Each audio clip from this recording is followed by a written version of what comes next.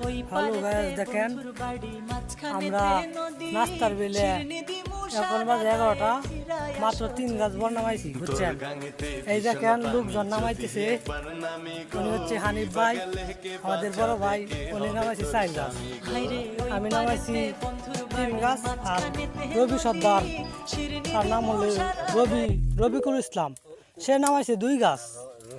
এই যে সুজন কাকা, সে নামাইছে 3 গাছ। 4 গাছের মাথায় আছে যে ওইখানে আছে আমাদের কালাম চাচা।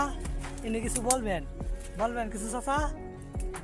না চাচা কিছু বলবে না, আমাদের কিছু বলার নাই। এই দেখেন এখানে আছে, এখানে যদি আমরা বলি তাহলে কি রাস্তা দিয়ে পরিমাণ কই করতে হইছে এটা আমরা দেওয়া সম্ভব না।